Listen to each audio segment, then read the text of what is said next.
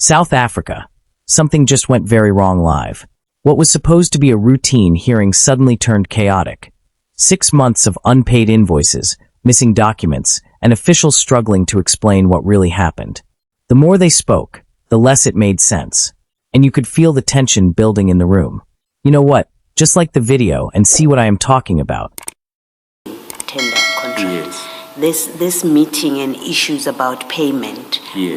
what did it relate to, the delayed payments? Was it ad hoc services or the regular contract services? It was on ad hoc services, Commissioner, that we attended on March.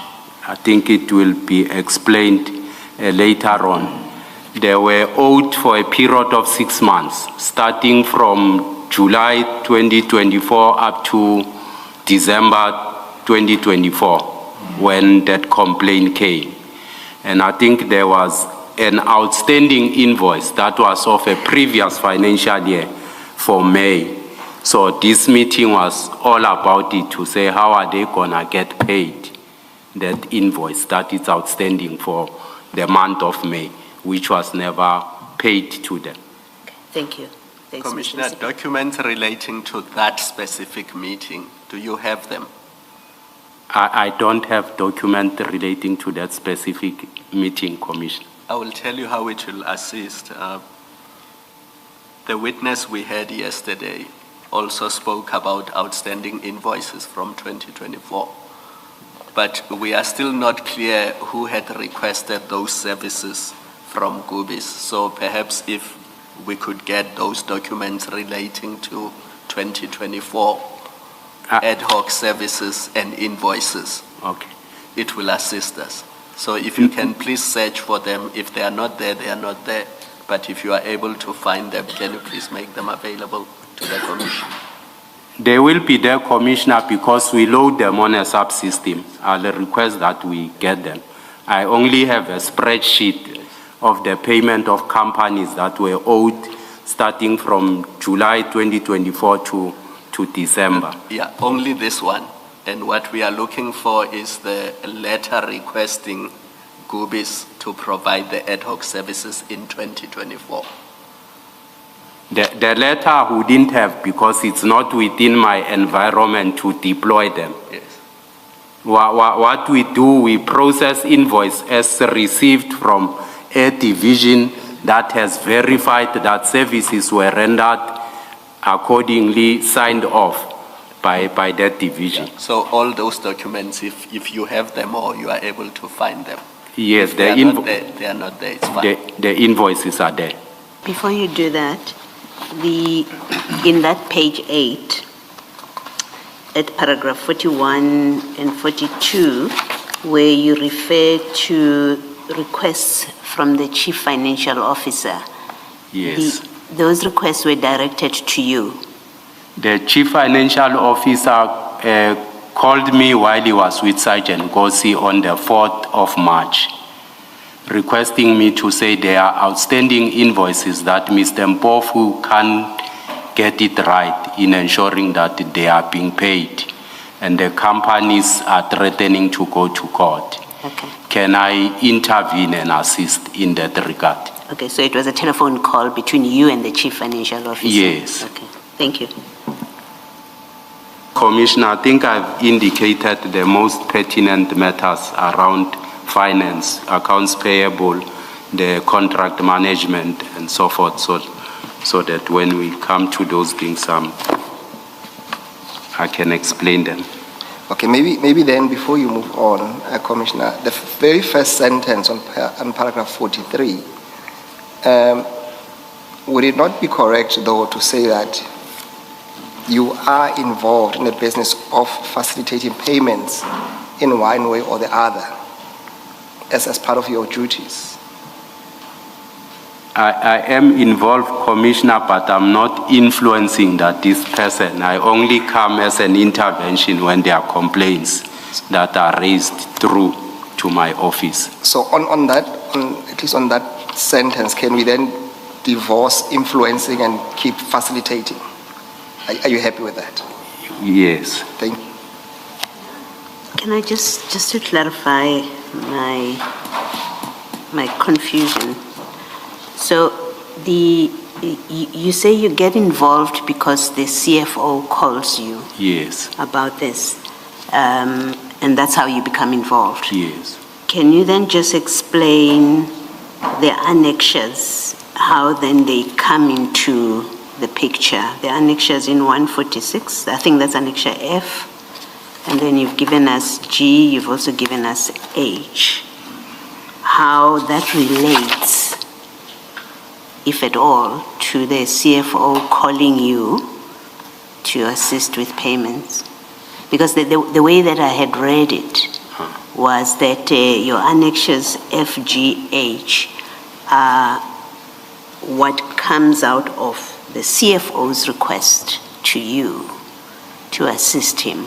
And that is evidence of it, those annexures. So if you can just explain them, because it doesn't seem like they're in any way related.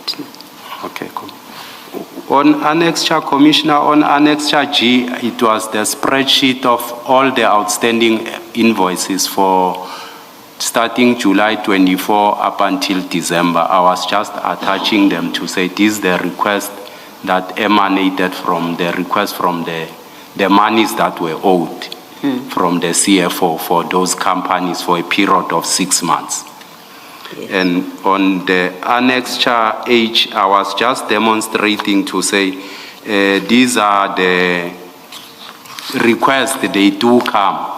It's not something, out of the equation that I've done when I was helping with the payment when the CFO, said the companies were not paid.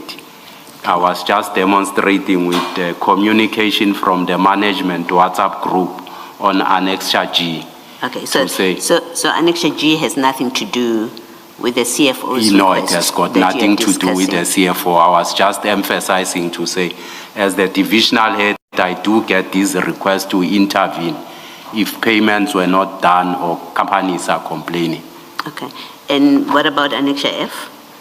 What is annexure F? The annexure F, as the evidence leader indicated, it was a trail of email that I wanted to demonstrate that this complaint came from February. I was never included on the emails. There were people who were included in those emails, I think, who are within the department and never acted on that. I just wanted to demonstrate to say, I only became aware when I was called by the CFO to say there are outstanding invoices within the department. Okay, so but they have nothing to do with the call from the CFO? No. Okay, thank you. Perhaps just to seek further clarity, remember you had testified earlier on that when you met with Hwadi, Mahlangu, and Mbofu, and they raised the issues of non-payments. Yes. You then ultimately referred them to the CFO's office. Yes. To deal with this. Yes. Then is it your evidence that later on then the CFO reverted to you with the same problem to say you must deal with it? I'm just trying to understand the chain of events. So remember that this meeting with the tree was in March. Yes. So the requests from the CFO, when would those have been? It came before the request of the meeting. After we have resolved their payment for 6 months, they then later on requested a meeting to deal with the outstanding invoices for May that I indicated to say it will amount to a post facto thing. Okay. I think we have to then move to paragraph 45 on page 9. Whether I have influenced or directed the allocation of work by the City of Tshwane or the Tshwane Metro Police Department to any of the service providers, including that to Gubi's 85 solution. My subordinate section in the Support and Administration Division include Administration Bureau, Policing, Logistics Support, Internal Affairs, Management Administration Support, and Ceremonial and Employee Wellness. As I attached there, the security falls under Deputy Chief Assets Protection and Security Services. The deployment of security guards to various sites is the responsibility of the Deputy Chief concerned. I could have not influenced or directed the allocation of work to any service provider. Otherwise, the statement suggests that I had swayed the Deputy Chief APS or his subordinates to bend the rules, and I deny the narrative is incorrect. Deputy Chief, Yes. it seems to me that you are answering this question on the assumption that everything would have been happening the way it should. I think the subtext of what's being addressed here or asked here is, or rather concerns impropriety. So can you answer the question in the context of that? Because somebody acting improperly would exactly have wanted to do things in a manner that would not come to the attention of, for example, in this instance, the Deputy Chief APSS. Thanks. Now you are talking as if everything was going the way it should. Maybe it was, but the subtext is that it was not. So can you answer the question in that context? Thanks, Commissioner. It does happen, as I'm saying. There's no way I will give an instruction to someone who's not my subordinate to do anything. For instance, yes, there were things that protecting Piri, will deal with that. I've never worked with Piri. I don't know him, which intake does he belongs to. I can't, even if I could have met him, I couldn't point to say this is Piri or whatsoever the case it might be. Things, commissioners, are happening as per structure in terms of, deployment and so forth. Yes, there are anomalies that happened, but I have never influenced, the deployment of any other, security company or any other person within the department. Thank you. Then came the moment that changed everything. A simple question. Did you confirm those companies? His answer kept shifting. And that was when the commission leaned in. Because now, it was not sounding like confusion anymore. Follow this page, because what comes next could expose everything. A list of 7 other companies who are supposed to get the tender as per alleged communication with people purporting to represent the EFF, and you requested that Sgt.Nkosi to check with via Mr. Mnisi and Mr. Julius Malema if those 7 companies are the correct companies that EFF want to get tenders. There were no confidential or sensitive information that I have leaked from the city. The information that I sent to Sgt.Nkosi, which included the 2 names of the companies, came from Mr. Matovela and not from the city. I was literally confirming that the 2 companies would be preferred. It was a choice of words from Mr. Matovela to refer to these companies as vehicle, which I adopted in relaying the message to Sgt.Nkosi. Maybe I misheard. I heard you say I was literally confirming instead of I was not literally confirming. But as I say, I may have misheard you. I was not literally confirming. Thank you. Thanks, Commissioner. I had a visit to my office by Mr. Muzi and Sipo. The 2 I know from student movement in the late 80s, who claimed to have met with the CFO and gave him 7 names of the security companies.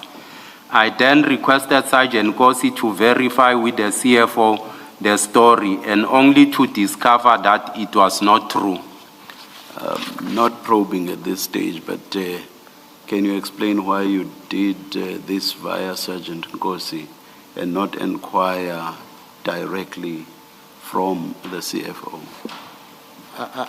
I know Sgt.Nkosi to be having a relationship with Mr. Mnisi. I did not have the contact details for Mr. Mnisi. You work in the same, you work for the same institution, the City of Tshwane, Deputy Chief. Through Commissioner, I don't have most of the details. Yes. All right, thank you. Before you move on, you make reference to the two gentlemen, Muzi and Sipho. Can you provide us with their full names? I know Muzi as Muzi Mazibugo, but Sipho, I don't know his surname. I was close to Muzi during student movement. They came, the two of them. But you knew this guy from the 80s? Yes. Both of them? Both of them. And almost 40 years later, you say you don't know Sipho's... I don't know his surname. I know him as Sipho, yes. Muzi, we were at school together. Okay. Same school together.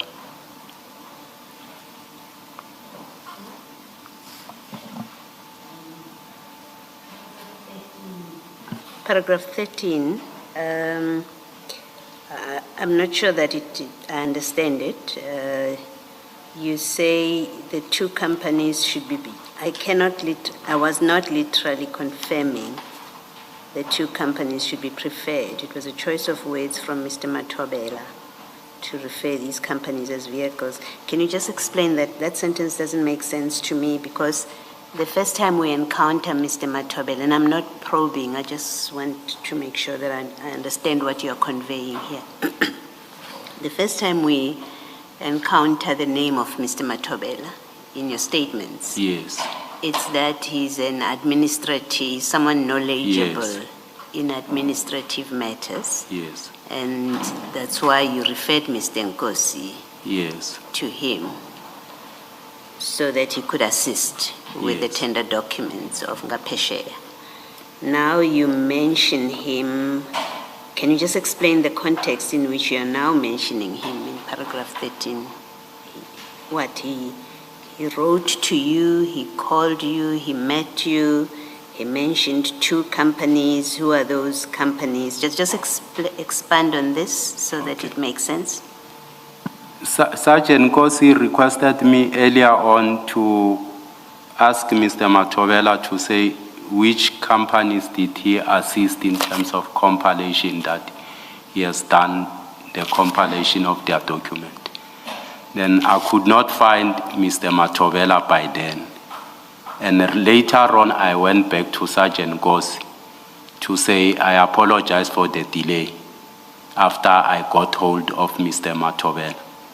And then to say he gave me these names of bidders that he has assisted. So when Sgt.Nkosi made the inquiry with you, he did not give you names, he just gave you a general question. Yes. Ask Matobela, which companies did he assist with tenders? Yes. Did he explain why he was asking that question? Or did you ask him, why are you asking me that kind of general question? I took it that because I referred him to Mr. Matobela to assist begging.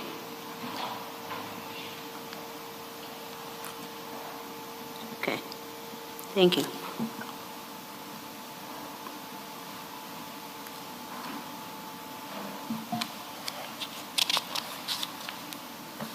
I am tempted, without probing, Commissioner, to say that given what you testified earlier on, that your initial take on this matter was that the only assistance you were willing to give Sgt.Nkosi was to refer him to Mr. Matobela. Would it not have been, at least at this stage, also been prudent of you to adopt the same stance, given that you have also mentioned that you foresaw a potential conflict of interest if you get involved? I took it that because Mr. Matovela, I know him for a long time. He worked with me for quite some time. He was actually at ease to say I must contact him, speak to Mr. Matovela on his behalf. That's not my question, but let's park it for now. Okay. Thank you. Let's then proceed. Just also a follow-up on the chairperson's question earlier, which was about why you did not speak to the CFO directly. You see what you say in paragraph 14, that you, through Sgt.Nkosi, you wanted to verify with the CFO. You've earlier in your statement said you have a professional relationship with the CFO. Yes. Can we take it then that you have sat in meetings with the CFO in that professional capacity? Yes. You've had some discussions with him. You knew where to find him if you wanted to find him. Yes. Is that correct? Is that correct? Yes. So it's not as if you didn't know each other and you didn't know where to find him if you wanted him. I knew him, but the thing that I asked Sgt.Nkosi is because these people name drop the name of the CFO. Yes. And I know that he's close to the CFO. Could be easier for him to verify that information. Okay, all right. No, I just wanted to be clear. Yes. That in your professional, in what you describe as your professional relationship with the CFO, you've had to deal with him on a face-to-face basis. Yes. Okay, thank you. Let me just ask something. In organizations such as the municipality, Tshwane municipality, there's an internal system or the network where if you're looking for somebody's name and you want to know which department they are, their email address and phone number, you can easily do that, correct? Correct. And if you needed the CFO's phone numbers, you could just go on the system and they would be there. Correct. I'm not sure if they are there. Mine are not there, the cell phone numbers. Yours are not there. But if you wanted the CFO's phone numbers. By then it never came to my mind because I'm no Sgt.Nkosi. We're not there yet. Yes. So for now, I'm just following up on Commissioner Baloi's question and the chair's question that if you wanted the CFO's phone numbers, all you needed to do was go in the system and you could find them. I agree with you. Yes, thank you. Thanks. Just to round off this paragraph 14, just two follow-up questions. This Muzi and Sipo, were they from EFF themselves, as far as you know? I can't tell whether they are EFF. I know them from student movement. The last time I know them, they were ANC members, so I'm not sure whether they've moved or what. So that's what puzzled me when they came to name drop, the EFF thing. And did you ever confront them about this lie? What turned out to be a lie eventually? Since I never confronted them about it. All right, let's move on to paragraph 15 then. That you are allegedly involved. Sorry, before you do that, so you say there that you Sgt.Nkosi to verify with the CFO. Yes. He did do that. Did Sgt.Nkosi do that? Yes, he told me that the CFO says he never met those people. He doesn't know them. Yes. Okay. All right. Thank you. So sorry, just to piggyback on that question, is it about the people not knowing that they are from EFF, or is it the companies? What is it that he didn't know? They claim to be, representing, the EFF, those people, to say these are bidders that they want to pursue. But I know that, within the city, I don't engage with politicians and so forth. for reasons best known to me, so much as I was puzzled in that regard. Okay, we will have to park this for now because I think the chats say something different, but let's park it for now. Okay. Let's move on to paragraph 15. That you are allegedly involved in the political interference in tenders and the awarding of same by inquiring and providing confidential information relating to Sgt.Nkosi. I think we have dealt with this one. Perhaps, I think, please do read those two paragraphs into the record. I am not involved in any politics nor interfere with any awarding of tenders, and there is no confidential information that I have ever shared with Sgt.Nkosi. The process to award tenders in the city is informed by MFMA, as I indicated, Act 53 of 2003, and the SCM policy. I have not been directly or indirectly involved in the awarding of tenders. Thank you. Let's proceed. Paragraph 17. You endorse the close relationship that Sgt.Nkosi had with Mr. Gareth Mnisi, implying that the relationship will be beneficial for you both. This is implied by WhatsApp communication sent to Sgt.Nkosi, wherein you state, you should gear yourself to do so forever. My brother, Umfowethu is the best person to be with, Ujuda Wethu, who will do great things for us compared to Ubaba Wako. And further on, for July 2025, you sent a message to Sgt.Nkosi stating, morning, Captain, I can see Uguti, you have captured Umfowethu, and he would not want you to leave him. I don't think it is correct, or we will be doing justice if we take one word in isolation and make a conclusion. In clarifying the entire statement, I want to indicate the context, the climax or the turning point of the statement, which I refer to, Uvutondaba, ngesizulu. It's on the word Ujuda Wethu, because I don't think the commission understood or anyone understood what it's meant by Ujuda Wethu, and it was concluded that capture in a sense of a state capture that I'm referring to, which is not true. Ujuda Wethu, meaning indumi, so it's praise. Ujuda Wethu, that means praise. It signifies, gratitude. So the capture in the sentence is referring to attention. It was in reference to the appearance of the background picture I was looking at, much as I further mentioned the issue of Ubabako Ongaseko, because he seemed very happy and at peace.